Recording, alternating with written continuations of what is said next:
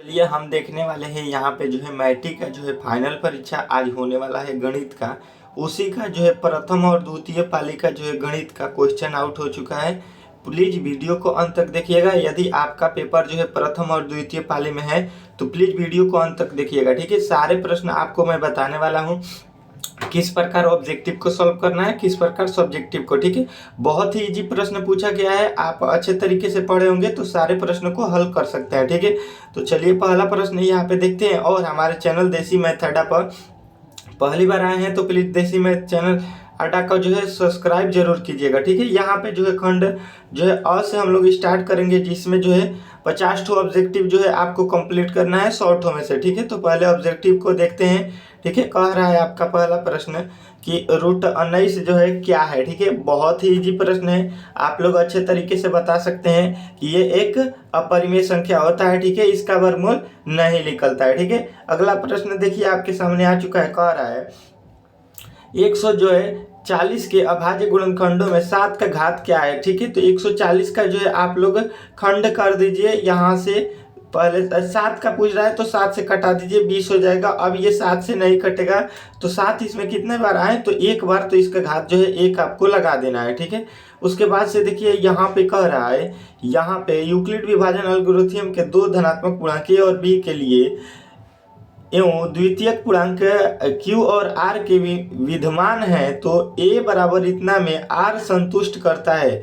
तो R का मान संतुष्ट करता है, ये आपको बताना है। तो ये आपको बताना है कि R का जो वैल्यू होगा, इसमें R का जो वैल्यू होगा वो जो है आपका क्या होगा, तो आपको बताना है कि R का वैल्यू जो है आपका क्या है। तो R का वैल्यू आपको बताना है कि R का वैल्यू जो है आपका इसमें जो है आपका 0 से बड़ा है और जो है b से बड़ा है, ठीक है। अगला प्रश्न देखिए आपके सामने आ चुका है। कह रहा है m का धनात्मक पूर्णांक है, m एक धनात्मक पूर्णांक है, एक धनात्मक सम पूर्णांक का रूप क्या होता है। तो सम धनात्मक पूर्णांक का रूप क्या होता है, तो 2m प्लस n जो है m 2m प्लस 2 जो है आपको याद रखना है, ठीक है। यहाँ पे 2 वाला आपको याद रखना है सम के लिए, ठीक है। आपका अगला प्रश्न कर रहा है प्रत्येक अपरिमेय संख्या होती है, तो प्रत्येक अपरिमेय संख्या जो है आपको बताना है क्या होता है, ठीक है। तो प्रत्येक जो है अपरिमेय संख्या आपका क्या बतलाएगा, तो ये जो है आपको बताना है कि ये होता है आपका वास्तविक संख्या, ठीक है। चलिए अगला प्रश्न देखिए आपके सामने आ चुका है। कह रहा है हम लोग तेजी से करेंगे क्योंकि बहुत सारे प्रश्न हैं, तो आप लोग जो है वीडियो को अंत तक देखिएगा सारे प्रश्नों का, ठीक है। बहुत महत्वपूर्ण है और हमारे चैनल देसी मैथ अड्डा को जरूर सब्सक्राइब कीजिएगा, ठीक है।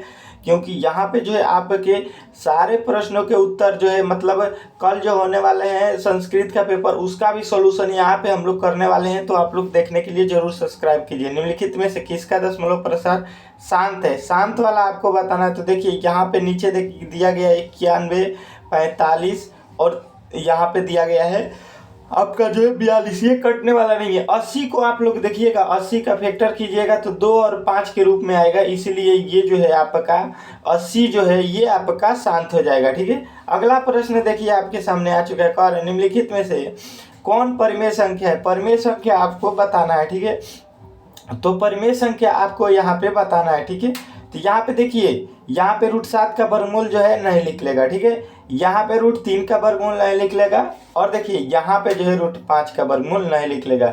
लेकिन यहाँ पे 100 का वर्गमूल 10 होता है, फिर 100 का वर्गमूल 10 होता है, तो ये जो है इसका वर्गमूल निकल जाएगा। तो ये जो है आपका क्या हो जाएगा, तो बताइएगा कि यही परिमेय संख्या है, ठीक है। अगला प्रश्न कह रहे हैं यहाँ पे आपका दिया गया है 42 बराबर 35 गुणे 1 प्लस 7, ठीक है। उसके बाद से यहाँ पे आपका कह रहा है कि 35 बराबर यहाँ पे 7 गुणे 5 प्लस 0, तो यहाँ पे इसका मौसो जो है आपको मौसत जो है बताना है, ठीक है।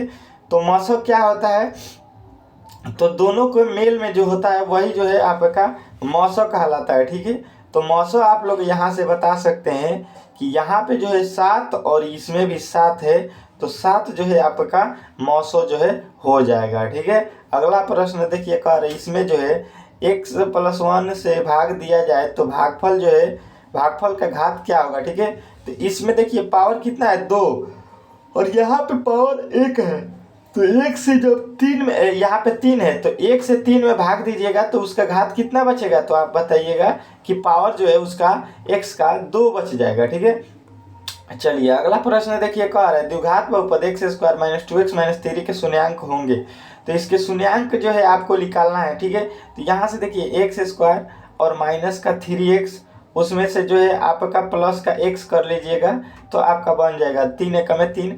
ठीक है, 3 एक में से 3 जाएगा 2, तो यहाँ से हो जाएगा x माइनस 3, यहाँ से भी हो जाएगा x माइनस 3, यहाँ पे प्लस का 1 हो जाएगा। ठीक है, तो यहाँ से आपका मिलेगा एक बार जो है 3 प्लस में और 1 माइनस में, तो आपका राइट आंसर होगा ऑप्शन नंबर सी। ठीक है, ऑप्शन नंबर सी आपको राइट करना है। ठीक है, अगला प्रश्न देखिए, कह रहा है अल्फा बीटा यहाँ पे शून्यांक है, तो अल्फा प्लस बीटा का मान क्या होगा। तो देखिए अल्फा प्लस बीटा बराबर होता है माइनस बी बटा ए, और प्लस यहाँ पे अल्फा इंटू बीटा का मान होता है सी बटा ए। ठीक है, तो यहाँ पे अल्फा प्लस बीटा का मान माइनस बी बटा यहाँ पे 2 हो जाएगा, ए का वैल्यू 1 है ना, सॉरी, यहाँ पे प्लस सी बटा ए मतलब 2 बटा 1, 2 में से 6 घटेगा, 2 में से 6 घटेगा, माइनस जो है आपका क्या हो जाएगा, माइनस जो है आपका कितना आएगा, तो बताइएगा 4। यहाँ पे -4 तो ऑप्शन में ही नहीं है। ठीक है, यहाँ पे देखिए माइनस है, सॉरी यहाँ पे माइनस है, यहाँ पे आपके प्रश्न में माइनस दिया गया, हम प्लस लिखे, तो -2 और -6 और -2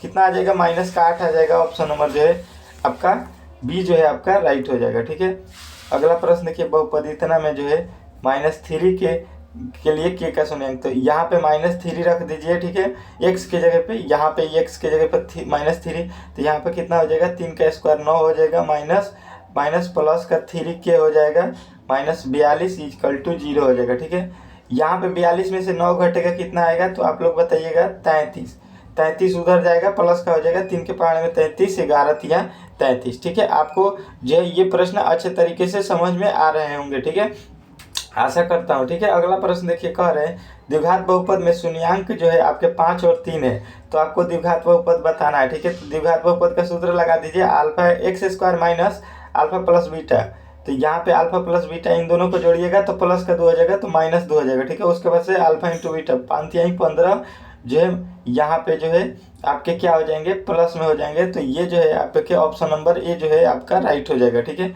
चलिए अगला प्रश्न देखिए, कह रहे हैं यदि बहुपद इतना के गुणनखंड है तो इसमें शून्यांकों की संख्या क्या है, तो यहाँ पे शून्यांकों की संख्या, शून्यांक निकालना है, तो इसके जो है बराबर में कर दीजिएगा 0, तो 2 जो है इधर जाएगा तो माइनस का 2 हो जाएगा, तो आपका right answer option number B हो जाएगा। ठीक है, चलिए यहाँ पे जो है अगला वीडियो बहुत जल्द आपके बीच हम ला रहे हैं, तो उसके लिए आप लोग चैनल को सब्सक्राइब कर लीजिए और वीडियो को लाइक कर दीजिए। ठीक है, चलिए मिलते हैं अगले वीडियो में, तब तक के लिए धन्यवाद, और देसी मैथ अड्डा को जरूर चैनल को सब्सक्राइब कीजिए, आपके जो है प्रश्न सारे यहाँ पे मिलेंगे। ठीक है, सबसे पहले। ठीक है, तो चलिए मिलते हैं अगले वीडियो में।